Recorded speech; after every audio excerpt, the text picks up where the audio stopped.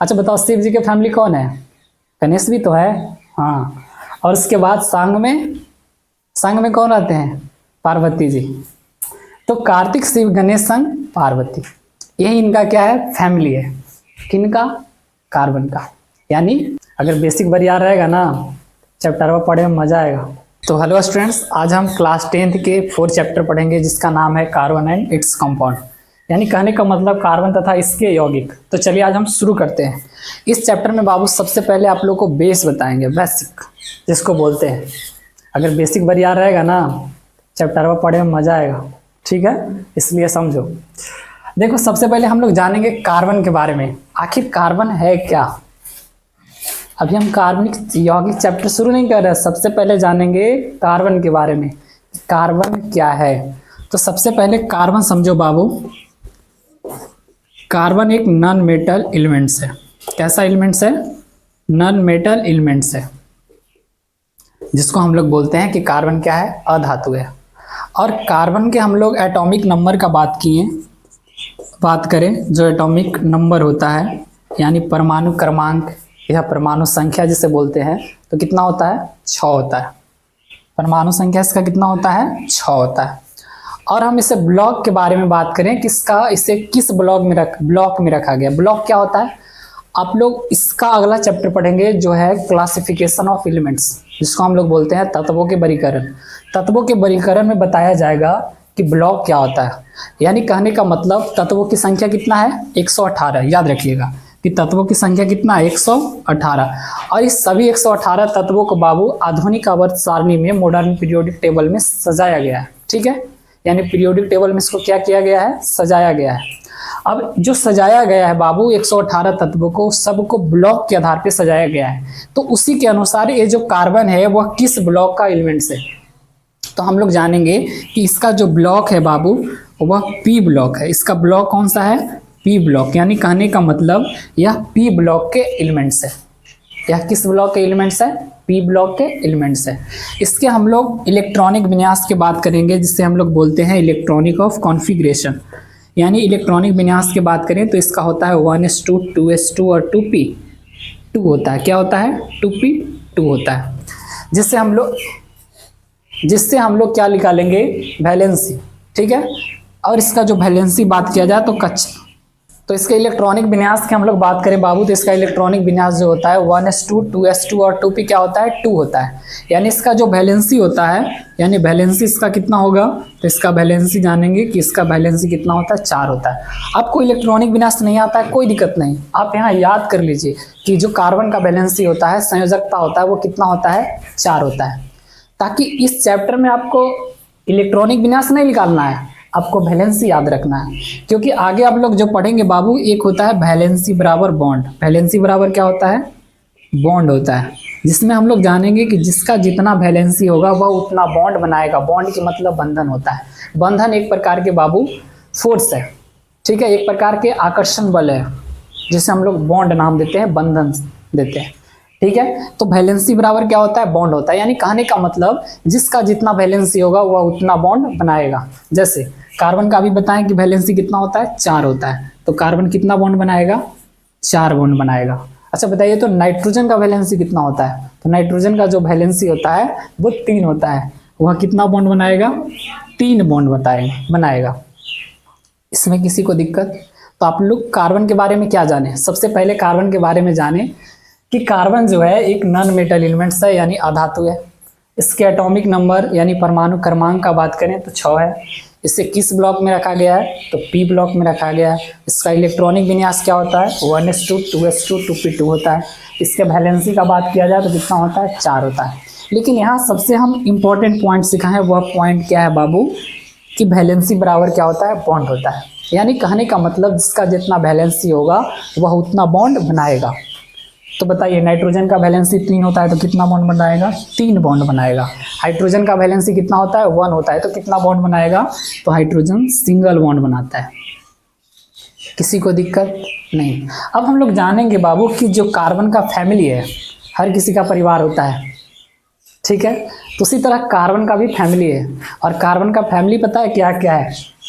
बताते हैं।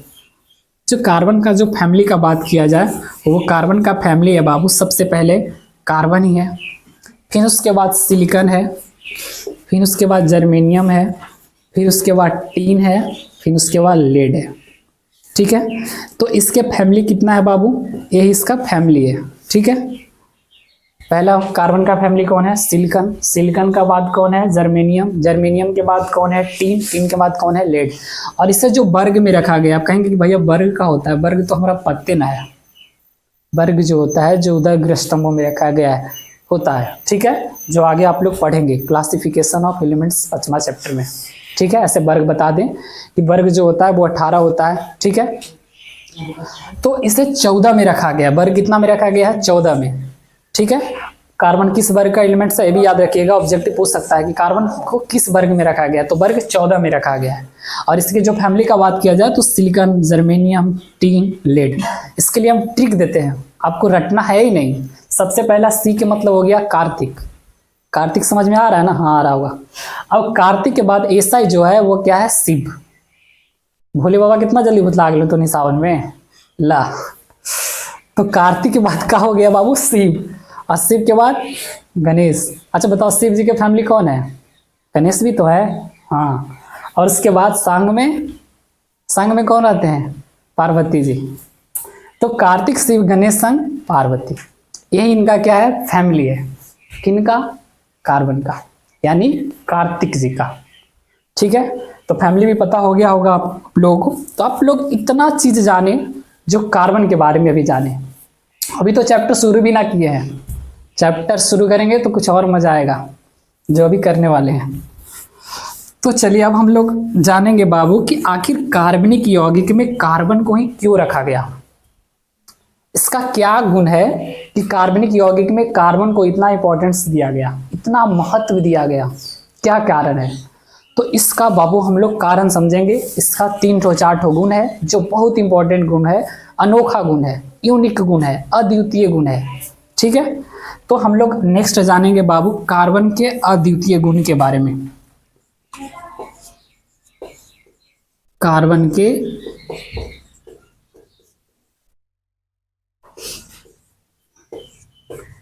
अद्वितीय गुण जानेंगे कि कार्बन के पास क्या ऐसा गुण है जिसके कारण इसको इतना इंपॉर्टेंस दिया गया। ठीक है, समझो कि कार्बन के जैसा गुण है ही नहीं किसी के पास, इसीलिए तो कार्बनिक यौगिक में इतना महत्व दिया जाता है। अब देखो, अब कार्बन की और खासियत क्या है बाबू कि यह हर जीव में पाया जाता है, हर जीवित जीवों में पाया जाता है। और कार्बन के बिना इस पृथ्वी पर जीवन संभव है ही नहीं, क्योंकि उसके वजन के हिसाब से बाबू, उसके वजन के हिसाब से लगभग 18% कार्बन उपस्थित रहता है जीवित जीवों में। जैसे मान लिया जाए कि किसी का वजन 100 kg है, तो जब 100 kg उसका वजन है तो उसमें कितना परसेंट कार्बन हो गया, 18%। 18% क्या उपस्थित रहेगा, कार्बन। अगर किसी का वजन 50 kg है तो कितना परसेंट कार्बन उपस्थित रहेगा, 9%। यानी कार्बन इतना इंपॉर्टेंट चीज है, हम लोग 10वां में हलवा समझ लेते हैं इसको। ठीक है, इसलिए ऐसा से समझिए। ये चैप्टर बहुत इंपॉर्टेंट चैप्टर है, इसको आगे आप लोगों को बहुत काम करेगा ये चैप्टर। ठीक है, तो हम लोग कार्बन के क्या जान रहे थे बाबू, अद्वितीय गुण के बारे में, कार्बन के अनोखा गुण के बारे में जो किसी के पास है ही नहीं। सबसे पहला गुण है जिसे हम लोग नाम देते हैं टेट्रावैलेंसी। सबसे पहला गुण क्या है बाबू, टेट्रावैलेंसी, जो आप लोग पढ़े होंगे, हमें उम्मीद है कि आप लोग क्लास में पढ़ाया गया होगा।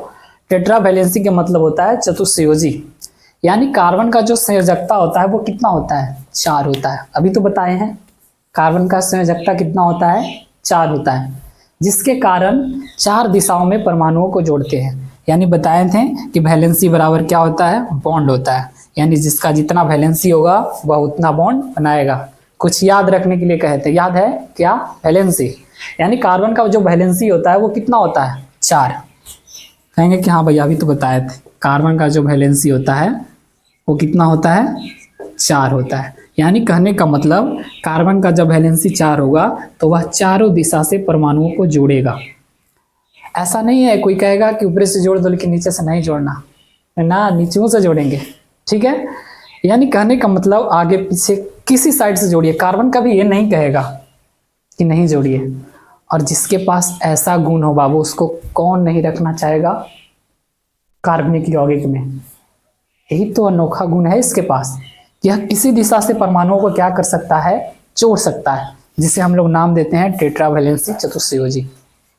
आ सकता है एग्जाम में कि कार्बन के क्या अनोखा गुण है जिसके कारण कार्बनिक यौगिक में इसका इंपॉर्टेंस दिया गया।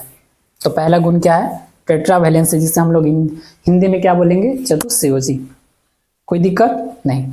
चले हम लोग अब देखेंगे नेक्स्ट जो दूसरा गुण है बाबू, दूसरा गुण है कैटेनेशन का गुण, जिसे हम लोग बोलते हैं श्रृंखलन गुण।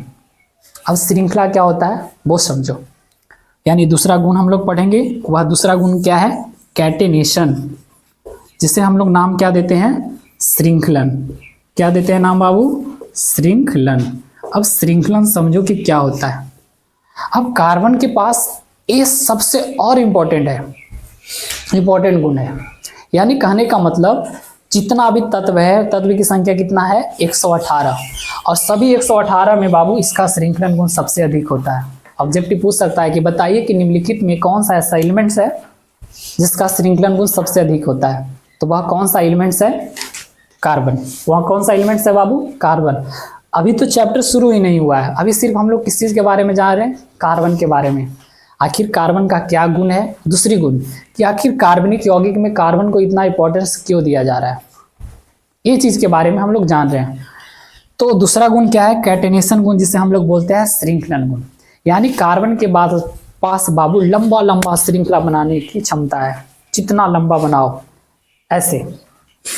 कभी ये नहीं कहेगा कि बस अब हम लंबा नहीं श्रृंखला बना सकते, ऐसा कार्बन नहीं कहता है। कार्बन कहता है कि लंबा लंबा श्रृंखला बनाइए, यानी सभी 118 तत्वों में जो कार्बन का श्रृंखलन गुण होता है वो सबसे अधिक होता है। दूसरा गुण समझे।